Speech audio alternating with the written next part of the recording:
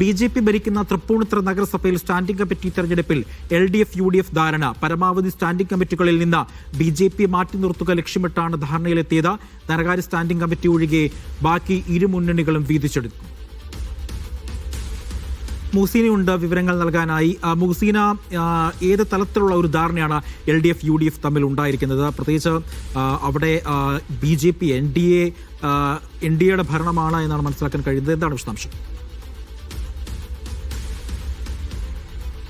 അജയ്, നമുക്കറിയാം തൃപ്പൂണിത്തുറയിൽ ചരിത്രത്തിൽ ആദ്യമായാണ് BJPക്ക് NDAക്ക് അവിടെ ഒരു നഗരസഭാ ഭരണം ലഭിക്കുന്നത്. ഒരു സീറ്റിന്റെ ഭൂരിപക്ഷത്തിലാണ് തൃപ്പൂണിത്തുറ നഗരസഭയിൽ NDA ഭരണം ഇപ്പോൾ നിലനിർത്തിക്കൊണ്ടിരിക്കുന്നത്. അതായത് 53 വാർഡുകളുള്ള തൃപ്പൂണിത്തുറ നഗരസഭയിൽ 21 സീറ്റ് NDAക്കും 20 സീറ്റ് LDFനും 12 സീറ്റ് UDFനും എന്നുള്ള രീതിയിലാണ് കക്ഷിനില. എന്താണെങ്കിലും ആ സമയത്ത് ഈ വോട്ടിംഗ് കൗണ്ടിംഗ് ഒക്കെ കഴിഞ്ഞ സമയത്ത് വലിയ രീതിയിൽ ചർച്ചയുണ്ടായിരുന്നു. NDA മാതൃകയിൽ LDFും UDFും കൈകോർത്തുകൊണ്ട് NDA മാറ്റി നിർത്തി അവിടെ ഭരണം പിടിച്ചെടുക്കുക എന്നുള്ളത്. പക്ഷേ അത് ഇരു മുന്നണികളുടെ നേതൃത്വം ഇടപെട്ട് അത് വേണ്ട എന്ന് തീരുമാനിക്കുകയായിരുന്നു. പക്ഷേ ഇപ്പോൾ സ്റ്റാൻഡിംഗ് കമ്മിറ്റി തെരഞ്ഞെടുപ്പിൽ നേരത്തെ അജി സൂചിപ്പിച്ചതുപോലെ തന്നെ പരമാവധി സ്റ്റാൻഡിംഗ് കമ്മിറ്റികളിൽ നിന്ന് NDA മാറ്റി നിർത്തുക എന്നുള്ളത് ലക്ഷ്യം വെച്ചുകൊണ്ട് നേതൃത്വം വലിയ രീതിയിൽ അറിഞ്ഞിട്ടില്ല എന്നുള്ളതാണ് പ്രാദേശിക തലത്തിൽ നിന്ന് നമുക്ക് അറിയാൻ സാധിക്കുന്നത്. ഒരു പ്രാദേശിക തലത്തിലുണ്ടായ ഒരു തീരുമാനമാണ് എന്നുള്ളതാണ്.